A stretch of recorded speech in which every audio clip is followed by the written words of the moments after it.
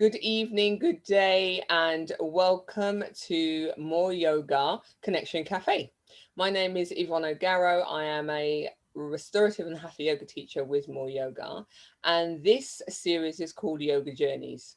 Yoga Journeys started last summer when George Floyd was unfortunately killed, and I should just explain, Connection Cafe started at the start of lockdown for a way to connect as the studios were closed.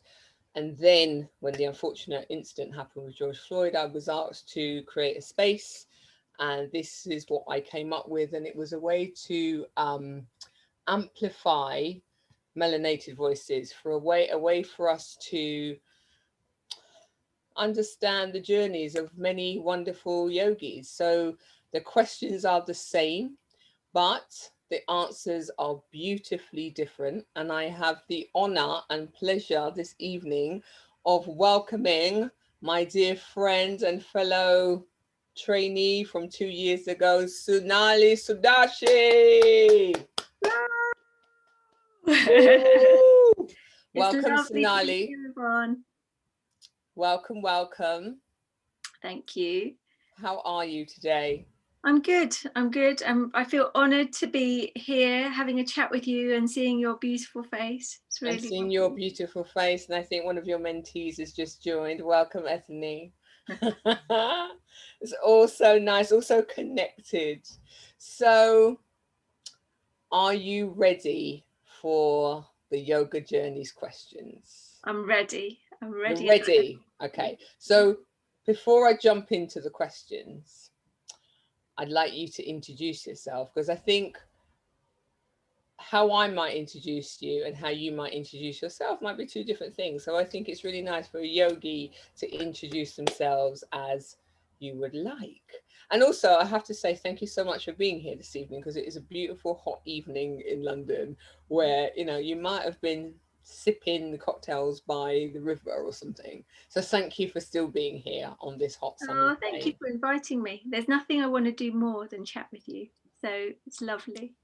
Amazing. Okay, so 30-second lift pitch. Introduce yourself, please.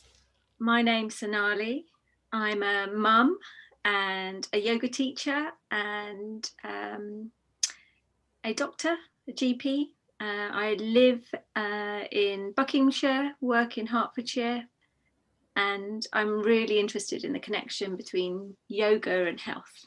Wonderful, wonderful. Yeah, I like that very much. Okay, so let's find out a bit more about this journey.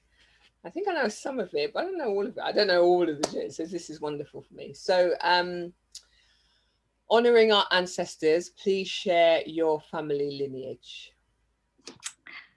So I was born in India. My dad's family were farmers. My mum's family, they're still farmers actually, a lot of my dad's family. My mum's family, my granddad was actually a politician. Wow. But my first introduction to yoga came from my mum's mum. I call her Baiji. So I was brought up in kind of a traditional Jain culture. So, you know, from the roots of yoga. For those watching that don't know what Jain is, please can you break it down for us?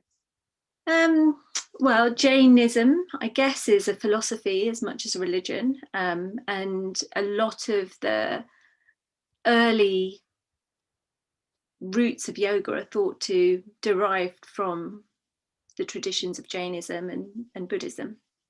And so I think I was introduced to it at an early age. So I came here when I was 5. So I lived with my mum and dad went off to Trinidad and Tobago for a couple of years to try and earn some money, and I lived with my grandparents.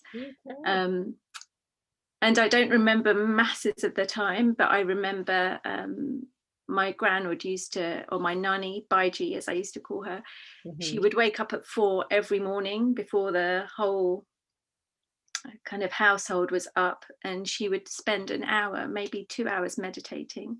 Wow. And I would say to her, you know, what are you doing? And she said, I'm trying to reach moksha. So she was trying to become liberated. And Wow. I never really understood what it meant.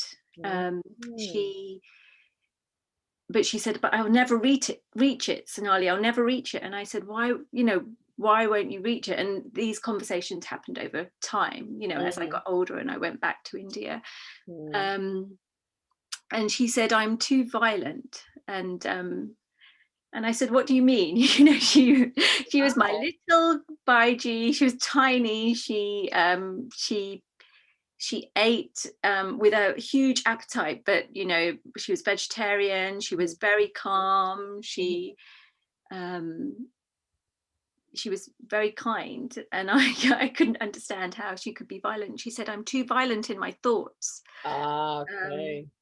And you know, that concept of ahimsa exists in Jainism, where and parts of yoga philosophy about not being violent towards anything, including yourself, or including the thoughts that you have, including people and animals. And I guess that's where my first sort of introduction to yoga happened, actually. From like such a young age. Wow, amazing. Thank you. So you probably answered the first question there as well. So your first yoga class, would you say it was with your grandma? It was with your grandma? Yeah, definitely. Oh, wow. Wow. Yeah. I think a lot of Jain teachings and understanding that definitely has been sort of my introduction to yoga. So rather than an asana practice, it's more about kind of food that we eat, things that that you grow up with, that you don't really know where they come from, and then you start to understand it's because of a tradition. Yes, that's how you were brought up.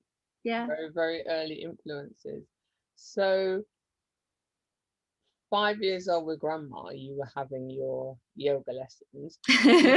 Do you remember like going into a studio at an older age? Where did you start to really have a regular practice? And it's really interesting in that I've forgotten where I started asana practice, and I think probably in Stoke Newington. There was a really nice lady when I was doing quite a busy job with a friend of mine called Eleanor, and we were doing a really busy job, and she and Eleanor would say, no, we need to go and relax, and we'd go and see a lovely lady whose name I can't remember in Stoke Newington, and there were only about 4 or 5 people there ever, but it really helped me to. How long ago is this? Do you remember roughly? Oh, more than 20-30 years ago. Oh, wow. Wow. And that was the start of your consistent practice? Yeah. Wow. So I've been practicing now, I would say 20 years regularly. I mean, on and off. Your whole life, basically. Yeah. Yeah. Wow. Amazing. Thank you so much. So 20-30 year practice. When did you realize you wanted to teach yoga? I've been a doctor for about I qualified 98, so what's that, 23 years, something like that. Yeah, since through my experience of medicine, I've just realized that medicine and yoga are very, very connected, and I see people every day that I feel would benefit from understanding yoga philosophy, having a practice of yoga, whether it be breath work, meditation, movement, all 8 limbs. Yeah. And as I and also, you know, medicine, we're always taught to think about why a person has arrived in front of us at a particular time. Why is this person here right now in front of me? What's brought them here? But our tools to understand it are quite clumsy. You know, we're really good at understanding science and prescribing medication, but our tools to understand experience in medicine and integrate that into the whole of someone's life, I think can be clumsy, and yet it's an essential part of our approach to well-being and health. And I think yoga has really taught me to value that experience and understand what's brought a person here and the culmination of so many things, and how you can help people in their journey towards healing. And it's not necessarily through science, it's through being able to listen and clarify and seek their experience. So I've loved that. Okay. So what was the defining moment that made you then sign up to TT22 back in the day? I think it was the right time in life. I've got 2 kids. I've been a GP now for a certain number of years. It was just the right time. Good. And that's why it happened at that particular time. And I also really wanted to do Anna and Tony's teaching. I'd looked at it for a few years and I thought I want to be on that training. Yes, indeed. And that's where we met. So yes. Yeah, thank goodness I did that training, Yvonne. Otherwise I wouldn't have ever met you. I know. It was a very special group. So it's nice to know the answer to this question, but I don't know how you're going to pitch it. So the next question is, where, when, and with whom was your first teacher training? So it was with you. It was not with me, with Anna Ashby. You were there. I was there. You were a fellow student, and we started 4 years ago. I know, coming up. Yeah, October. And it was with Anna Ashby, the wonderful Anna Ashby, and Tony Watson, and Carlos Pomeda, and Chris Swain. Yeah. And for me, Anna and Tony are amazing. Asana, what they don't know about how the body moves, it is probably not worth knowing. And so and that's you saying it as a doctor. Well, they're amazing, and they make you feel and understand so much. I feel as though I learned anatomy at medical school, but applying it, understanding bodies, really came a lot through my yoga teaching training. And then for me, what was revelatory actually was Carlos and the philosophy lessons. And I don't know how you felt about them. We sat in a really cramped studio, and there was how many of us? A tiny studio. 25, 27, 27 of us sitting in a tiny studio on the floor. For 3 hours. 4 hours. 4 hours, sweltering room, and yet I couldn't get enough of the philosophy. And I remember just something small, like Carlos talking about the Bhagavad Gita, for example, and he's drawn the picture to us, and he's we're at the battle with Arjuna, and he's about to fight his family, and he's going to kill people, and all of us are at this yoga kind of training because we're fairly peaceful and we want to connect with people and we're quite happy. And then Carlos is sitting there going, no, but how did Krishna and Carlos turn this round? How did they make us understand what was going on in Arjuna's mind? And I just love that debate and that understanding of what it meant in yoga philosophy about duty and attachment. you know, we would debate these things all the time, and I love the way that Carlos managed to get us all to talk about our own experience of it, and Yeah. and really relate it to what's happening in our lives currently. And I love asana. I love yoga. You know, in terms of movement, it keeps me coming back to the mat. But And you're glowing as you say it. yeah, Yeah.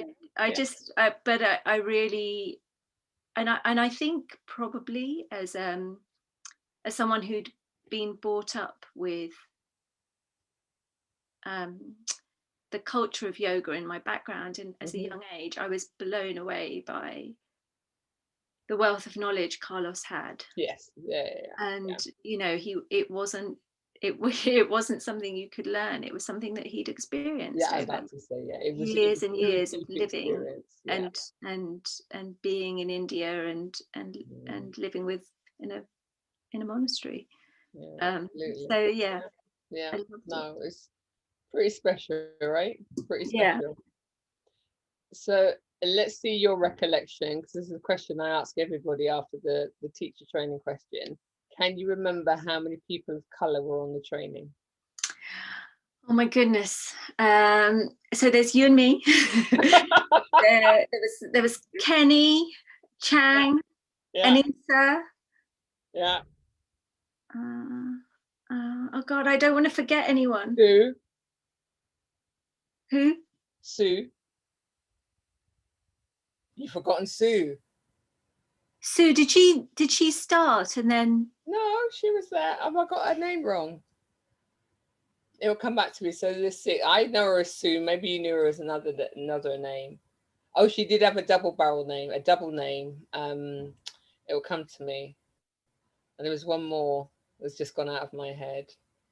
I counted 7 when it was my interview. I got to 7, and I think that's the highest we've had in all of the interviews. We'll have to debate on the last 2, but yeah, definitely a higher proportion of the interviews. Well, that's good. That's good, isn't it? It's yeah. And just to share, actually, I'd put in my interview, I do remember, as well as us being, you know, a nice diverse mix, we were actually older than some of the other teacher trainings. And not that there's anything wrong with younger teacher training, but I don't know about you, I think I noticed that there were a good portion of us that were older than the average. Well, I really enjoyed that. You know, that brought real depth to conversations on philosophy, and it wasn't just about being bendy. And somebody had asked why.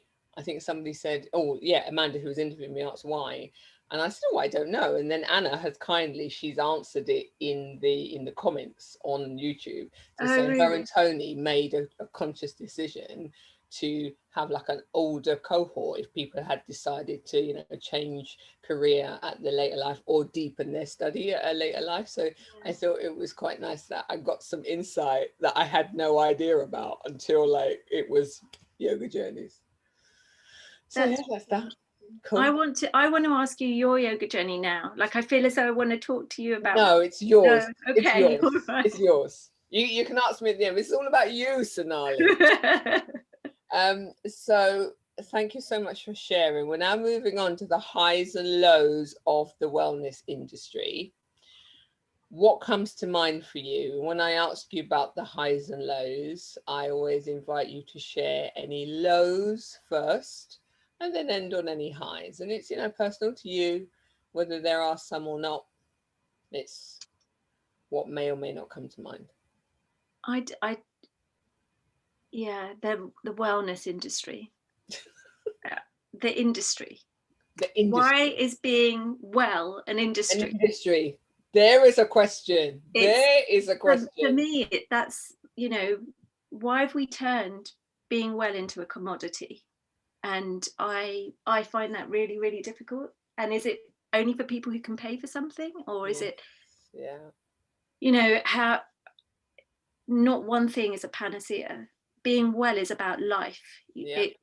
It's about how you eat, it's about how you move, it's about how you breathe, it's about your how well you're connected, it's about how well you're connected to the earth, it's it's everything. Yes. And to the wellness industry is a bit like the health industry. It's very reductionist, and it's a multi-billion-pound industry. God, have I said enough about the lows? It's terrible. I'm sorry. Okay. I could write.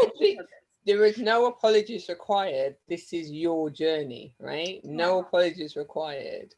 Do you have a high? Well, I love that people are beginning to understand that actually your health and your well-being is an individual thing which you can look after, which you have the ability to really inform and nurture, and you can do that without lots of money. Just having an understanding of what can bring you joy and health. So I think that although there's an explosion of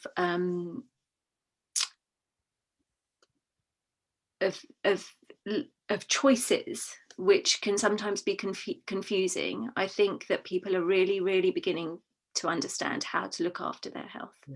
And science has got involved in that as well, which is really good. We need both. We need experience, and we need science to tell us, further our understanding. Excellent. Lovely. Thank you. Do you have one ask of the wellness industry? Do I have one ask? Stop selling stuff. I don't know. That's really big. It's big. It's a bit. Yeah, it's a big one. You can come back to it at the end, because I always give you a little roundup at the end if there's anything you want to revisit, anything you've forgotten to say, so you can save it to the end.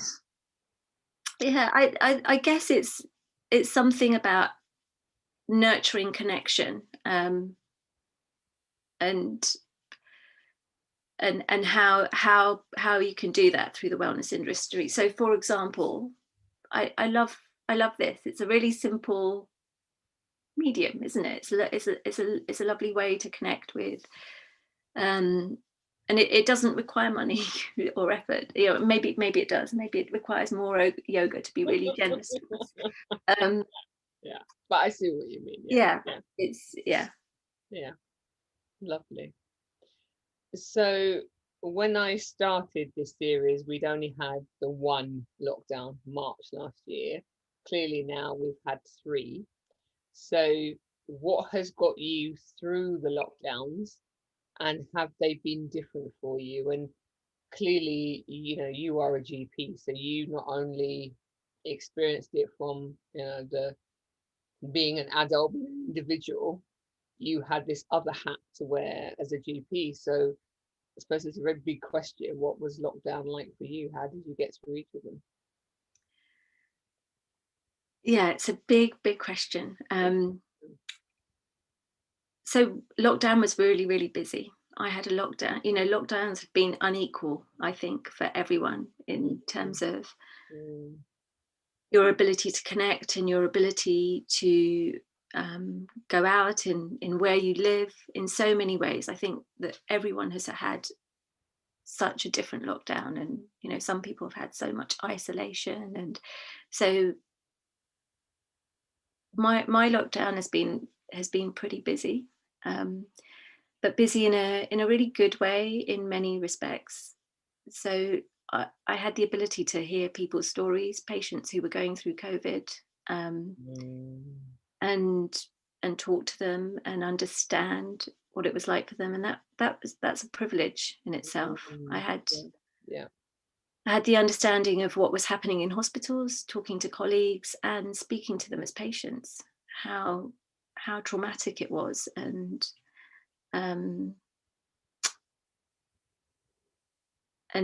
how emotionally draining and physically draining it was for so many of the people that worked on ITU.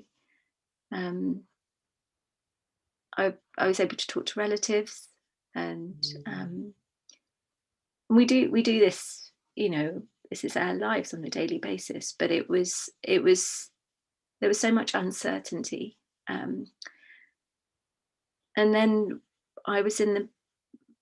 we had to change our practice policy every week, more than every week, just depending on what the government asked us to do next. And it was continuously changing, and there was lots of uncertainties for staff. Right. And we had to try and bridge that. But what got me through lockdown were how amazing all our staff were, and how they really wanted to pull together. And then there was Breathe. Yes, indeed. So proud of you. Tell everybody about Breathe. I think it just really came about because Chang, who you know, who's a fellow GP, and I were both experiencing and understanding some of the trauma that the NHS workers were going through right at the beginning of the lockdown. And we just wanted to offer something that we felt would be helpful. You know, we envisaged people just taking 10 minutes out to breathe, and knowing how powerful that can be in terms of calming your breath, your mind, and being able to make good decisions. And we know physiologically that it's really helpful. And so we set up Zoom sessions, initially for NHS health workers, and then open to everyone. We had surgeries and people tuning in from all around the country, which was really nice.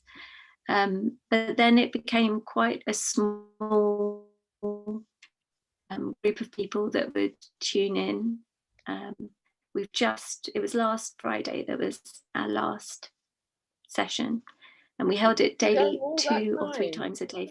All that time, it's over a year. It's like 15 months practically, isn't it? That's pretty amazing, Sonali. Pretty amazing. Well, it was just all the teachers. It was the teachers that got involved. I want to mention each of them, you know, Charlotte, Lola, Chang, of course, Joanna, Kenny, Penny at times, you, Anna, Vicky, and Mornay, yeah. And they took all them and get and then we connected all that came, and that was really so I think it was helpful for us as teachers to turn up every day.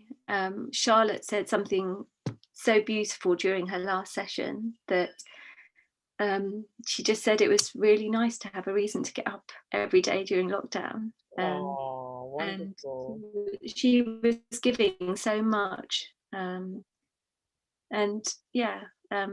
I think it just provided that sense of connection, and really helped us to remember what to do. So yes, Breathe really helped me. Whose was the last session on the Friday? It was Kenny. It was Kenny on a Friday night, and I don't know. Yeah, I have to talk to him and see how it went. I went to everybody's and I missed Kenny's, and I feel very sad about that. I think you were doing vaccination clinic, weren't you? Yeah.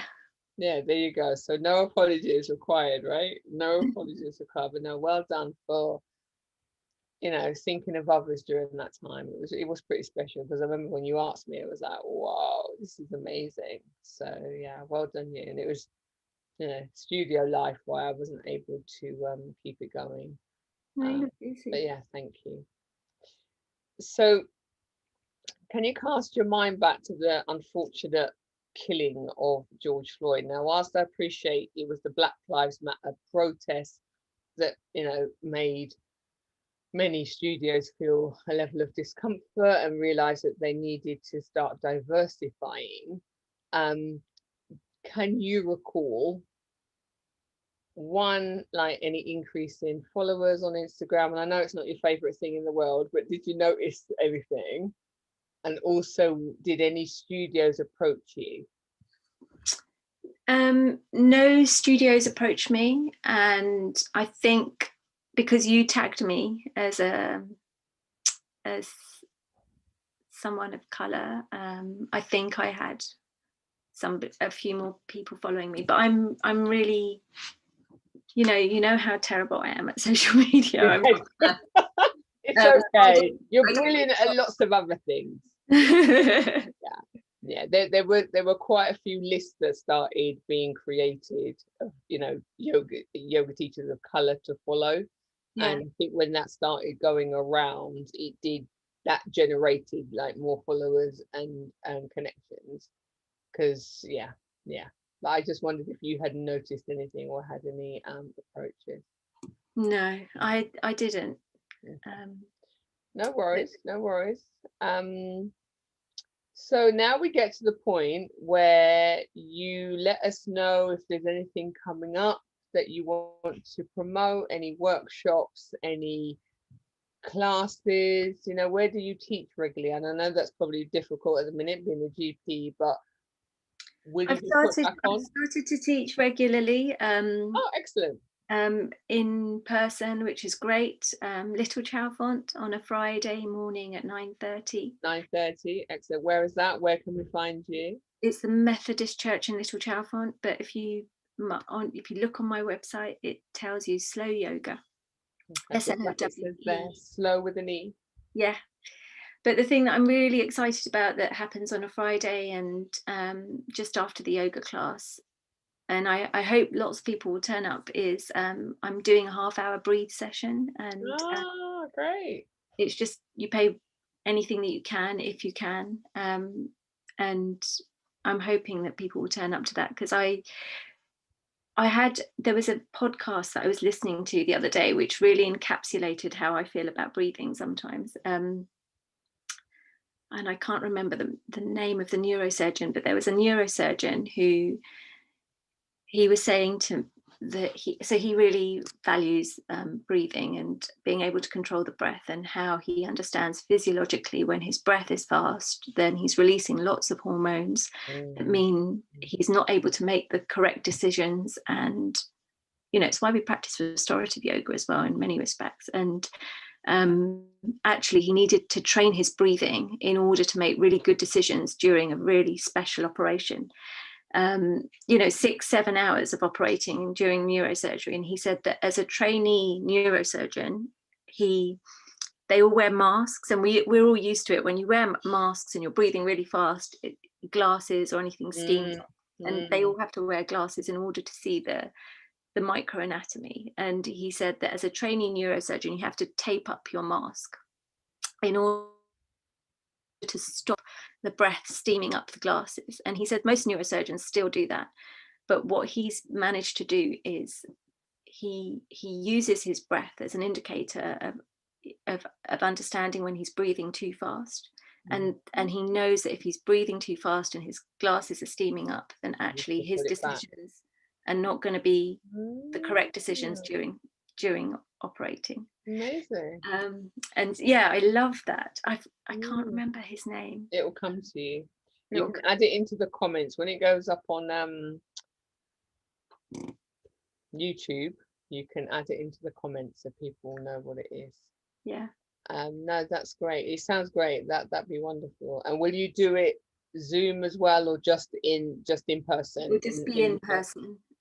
Yeah, there's no internet in Little Chalfont. Okay.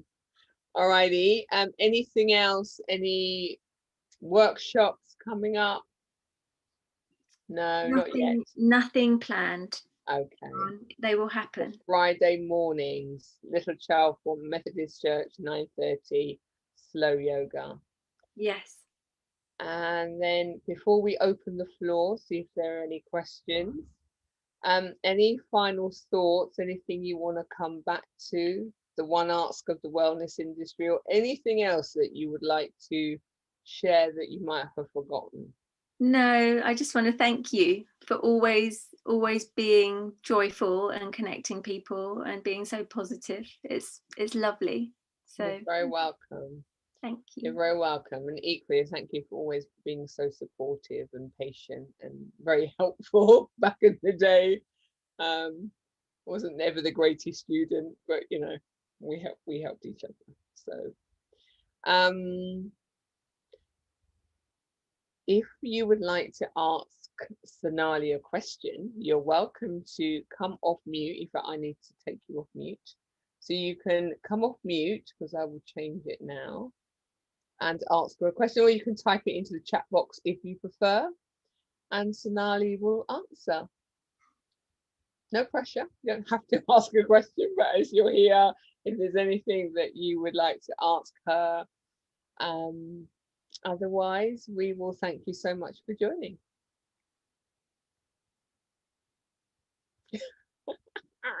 Drum roll. No, it's fine, no pressure. It's nice. Oh, hello. Oh, hi.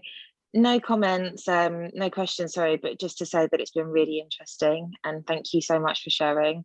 My first one joining, I thought, oh, baby's asleep, I'll quickly jump on, but it's been really, really nice to hear, well, both of you, but yeah, thank you.